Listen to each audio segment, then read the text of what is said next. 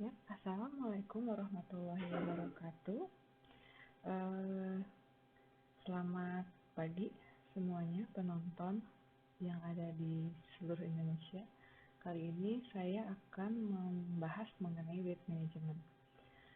Apa itu weight management atau manajemen berat badan?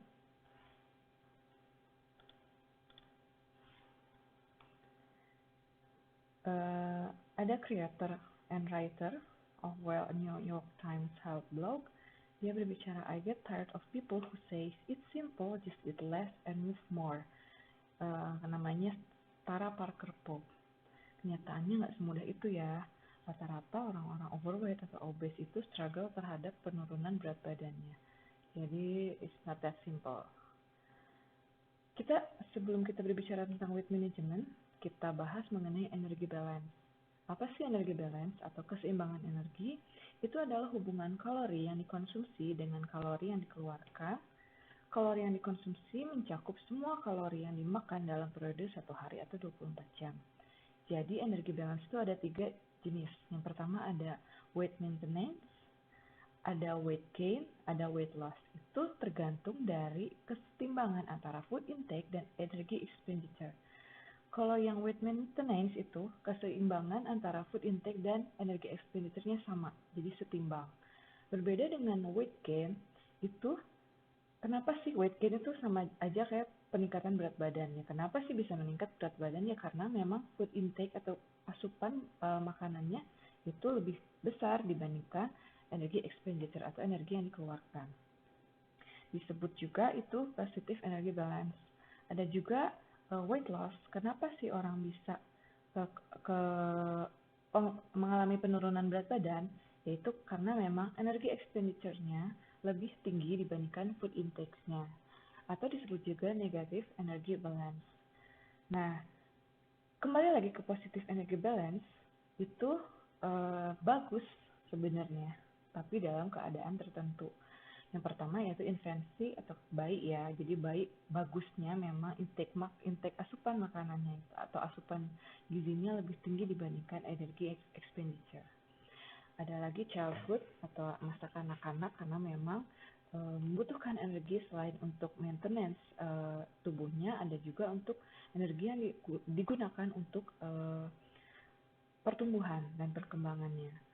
Ada juga kondisi pregnancy atau kehamilan itu memang dibutuhkan positive energy balance. Ada juga atlet-atlet yang sedang dalam masa peningkatan masa tubuh, masa otot ya. Nah, jika keseimbangan energi positif yang kronis, jadi positive energy balance-nya kronis, itu akan menyebabkan overweight and obese dan obesitas. Lain halnya dengan jika keseimbangan energi negatifnya kronis akan mengakibatkan penurunan berat badan, jika terus menerus akhirnya akan mengalami underweight atau bahkan kekurangan berat badan yang kronis. Kita berbicara tentang IMT atau indeks massa tubuh, itu ukuran yang tepat dalam mengklasifikasikan status gizi pada umur atau usia tertentu, khususnya sih biasanya untuk usia dewasa. Nah, akan tetapi IMT bisa salah mengklasifikasikan orang, terutama atlet. Jadi kalau di atlet itu daripada menggunakan IMT, pengukuran komposisi tubuh itu lebih disarankan untuk para atlet. Akan tetapi IMT bisa salah mengklasifikasikan orang. Nah, makanya tadi yang saya bilang komposisi tubuh lebih disarankan untuk para atlet. Ini ada klasifikasi IMT menurut berat badan. Jadi ada underweight, ada normal, ada overweight, ada obese. Obese itu ada yang mild atau yang ringan, ada yang moderate dan severe atau yang parah. Kembali lagi ke gambar yang tadi, yang pertama yaitu tentang neutral energy balance atau keseimbangan energi yang netral. Itu kondisi di mana kalori yang dikonsumsi sama dengan kalori yang dikeluarkan. Untuk orang-orang dewasa normal, keseimbangan energi netral ini penting dalam menjaga berat badan, khususnya yang orang-orang yang sudah memiliki IMT yang normal. Pertambahan berat badan cenderung lebih umum terjadi pada usia dewasa. Jadi memang manusia-manusia berusia, orang-orang yang berusia dewasa itu pertambahan berat badannya itu lebih sering dibandingkan waktu remaja. Karena memang ada beberapa hal yang menyebabkan pertambahan berat badan di usia dewasa itu lebih tinggi dibandingkan remaja. Jadi ada faktor laju metabolismenya yang melambat, ada pengeluaran energinya menurun, atau misalkan lifestyle yang sedentary, atau memang asupan makanannya yang lebih tinggi.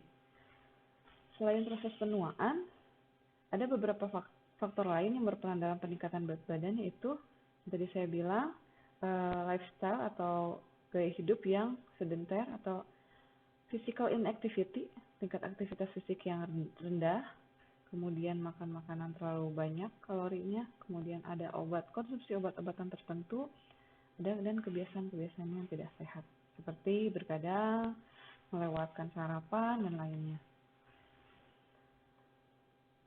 Menurut US Department of Health and Human Services, Physical Activity Guidelines merekomendasikan untuk kesehatan yang optimal dan manajemen berat badan, anak-anak dan remaja harus melakukan aktivitas fisik selama 60 menit atau 1 jam atau lebih bagusnya setiap hari.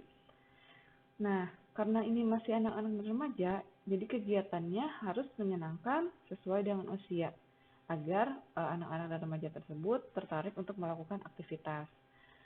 Untuk orang dewasa, baiknya itu terlibat dalam setidaknya 150 menit atau sekitar 2 jam 30 menit selama seminggu, intensitasnya sedang, atau 75 menit seminggu dengan aktivitas fisik atau intensitas yang lebih tinggi. Nah, untuk kondisi energi balance yang kedua, yaitu positive energy balance atau peningkatan berat badan atau weight gain, dapat dilihat bahwa proporsi berat badan lebih dan obesitas pada dewasa lebih dari 18 tahun dari tahun ke tahun semakin meningkat dari tahun 2007, 2013, dan 2008. Ini berdasarkan data Kementerian Kesehatan atau Riskesdas 2018.